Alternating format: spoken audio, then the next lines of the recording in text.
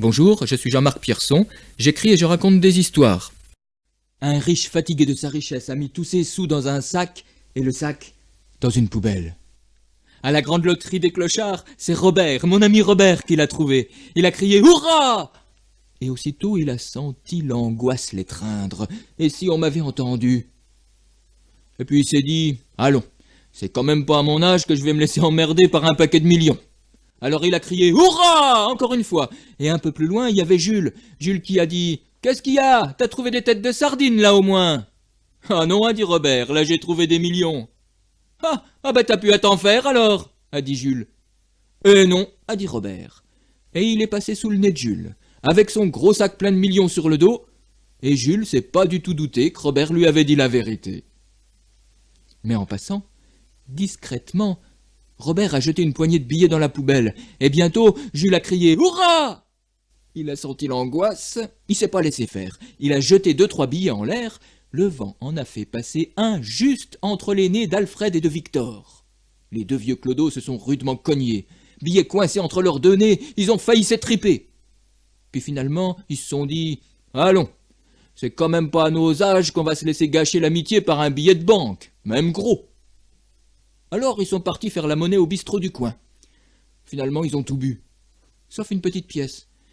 Et comme le serveur faisait la gueule, soi-disant qu'il chantait trop fort, d'une chiquenaude, Victor a envoyé la pièce rouler dans le caniveau.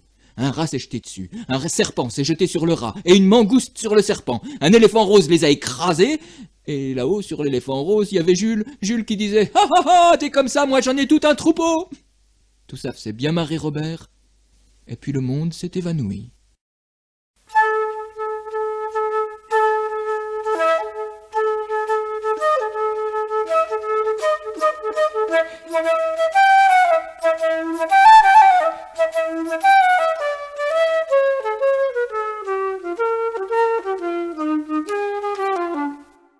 J'ai lu dans le journal que le chien Médor, alors qu'il revenait de faire quelques courses pour sa vieille maîtresse, s'est fait sauvagement écraser par une brute ivre au volant d'une grosse voiture. Le chauffard a été arrêté par la gendarmerie au sortir de l'agglomération. 3,8 grammes d'alcool dans le sang ont été saisis par les forces de l'ordre. Le coupable sera sévèrement réprimé. Ça oui, il le faut. Mais la vieille... Hein? La vieille. À présent que Médor n'est plus, qui va lui acheter ses clopes et son journal de l'autre côté de la nationale? Les voisins peut-être? Ah bah oui, tiens, ça c'est une idée. Pourquoi pas un voisin? Monsieur Médaille, par exemple. Lui ne demande pas mieux que de rendre service. Il portera volontiers le petit panier, avec dedans la monnaie, les clopes et le journal. Oui, mais dans le journal... il y a l'article, la photo, les détails, tous les derniers moments du fidèle compagnon. Monsieur Médaille est très ému par la détresse de sa voisine. Il tourne 2 ou 3 fois sur lui-même et se couche à ses pieds. Elle pleure. Il lui donne quelques coups de langue sur le genou et repose sa tête par terre en soupirant. Dès qu'elle ira mieux, il rentrera chez lui. Mais en attendant, il peut bien faire ça. Il est si brave, ce monsieur Médaille. La vieille tourne tristement les pages de son quotidien. Elle lit des choses absolument invraisemblables. Des gens se font exploser, parmi d'autres. Les vaches folles sont de retour, les cochons fous sont repartis. On trouve des clones génétiques sur tous nos marchés, et par-dessus le marché, tout le monde s'en fout. La vieille hoche la tête, allume une clope, caresse la tête de son voisin, et elle dit « Mon bon Médor, faut vraiment n'avoir plus que ça à faire de sa vie pour lire pareil tissu de mensonges. Il raconte même que tu te serais fait écraser. » Elle sert une bonne gamelle de pâté. Monsieur Médaille n'ose pas refuser. Là, il n'a vraiment plus le courage de lui dire la vérité. Alors il reste. Tous les jours, elle met un peu d'argent dans le panier, et lui, il s'en va bravement traverser la nationale, en faisant bien attention aux chauffards fous qui traversent les villages. C'est la saison des amours. Élan court et brame dans la forêt. Il cherche la belle Élane, son amante, sa promise. Il est excité, comme on dit, en rut. Serait-il prêt à faire feu de tout bois? Les élans naturels sont parfois plus impérieux que les morales. Élan rencontre Souris. Souris lève vers Élan qui brame un petit œil rond et brillant, dans lequel se mêlent appréhension et enthousiasme. Un joli brin de tendresse coquine. Souris a vu qu'Élan la voyait, et elle sait qu'une brave bête comme ça se soucie de ne point faire de tort aux souris. Elle ne risque donc pas l'écrasement. Reste le problème du rut. Souris a envie, elle aussi, même si elle ne l'avoue pas aussi franchement que ce grand braillard. Souris sourit ingénument. Rien qu'une fois, propose Élan. Je cherche la belle Élane, j'ai un long chemin à parcourir. Faisons l'amour, libres comme deux complices, le temps d'un carrefour. Veux-tu apaiser un temps soit peu ce feu qui me brûle? Rien qu'une fois, répond Souris. C'est peu, mais cela suffit pour que je me fasse à toi. Si tu repars, je souffrirai. Pourrais-je aimer encore après? Pauvre de moi, pauvre petite souris, que puis-je pour un Élan? Mais Élan est un orignal, je veux dire un original. Il connaît la magie enseignée par Corneille, alors il se transforme en rat. Encore un peu gros, dit Souris étonné. Alors Élan se transforme en souris mâle et bien disposée.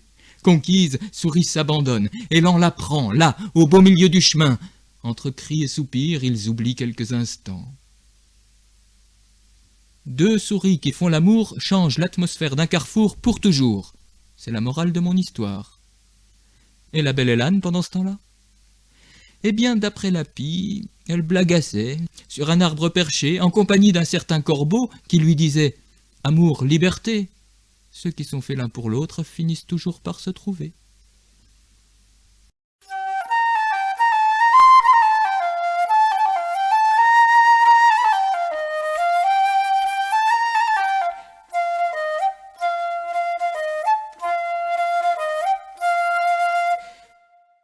Une vache broute paisiblement.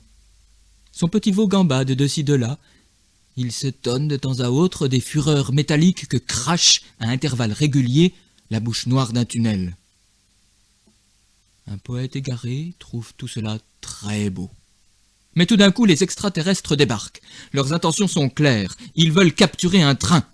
En un tournement, 2 tours d'eau, 3 tours de rein, ils ont déployé un vaste filet à la sortie du tunnel, emmailloté un train furieux, amarré le tout à un crochet prévu à cet effet sous le ventre de la soucoupe, et voilà qu'ils procèdent au décollage. Mais c'est trop lourd.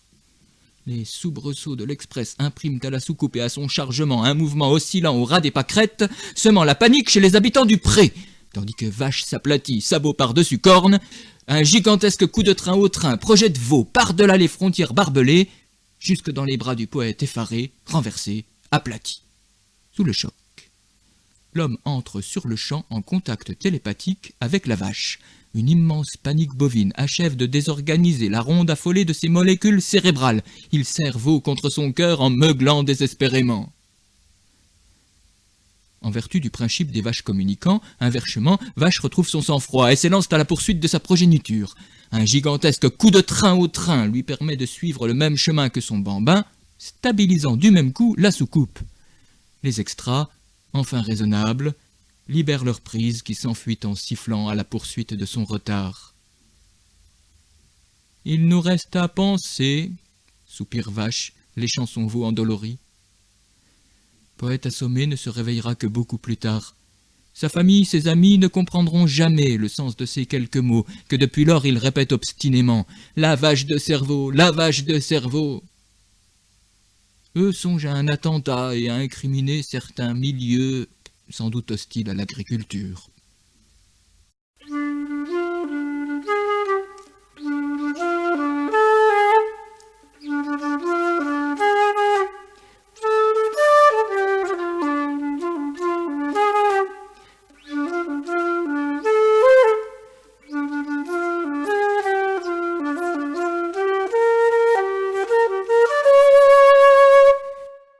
Un papillon de nuit se précipite, ébloui, dans la flamme d'une bougie. Chac!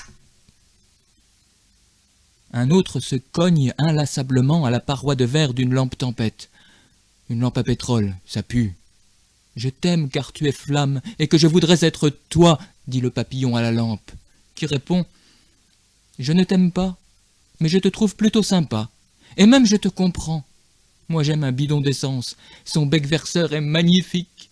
Mais ce salaud est infidèle. En plus, il est homosexuel. Mais son chéri n'a rien à faire de lui, pas plus que lui de moi. Papillon, je ne peux rien pour toi. Va ton chemin, bonne chance.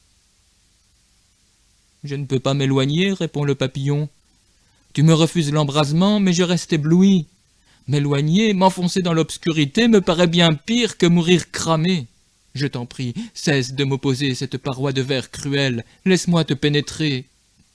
Ça alors, il n'en est pas question, dit la lampe. Comme si je n'avais pas déjà assez mal comme ça, n'en rajoute pas. Vois, je m'éteins et tu n'y peux rien. Alors le papillon de nuit s'enfonce dans la nuit. Du plus haut des cieux, une voix le salue. « Comment vas-tu, Yot-Poil » ? « Et toi, la matelas » répond le papillon. « Viens donc. »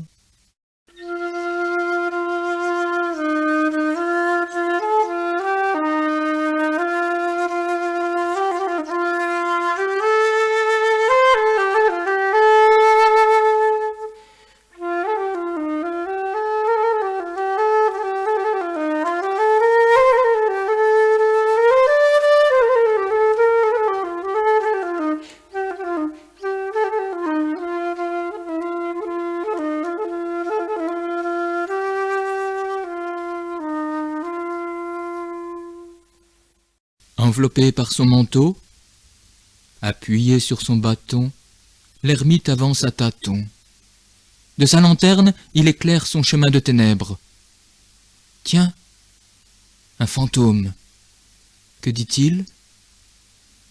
Tu n'as pas droit à l'erreur, sinon l'amour s'envole, et toi, tu restes là, à répéter avec moi.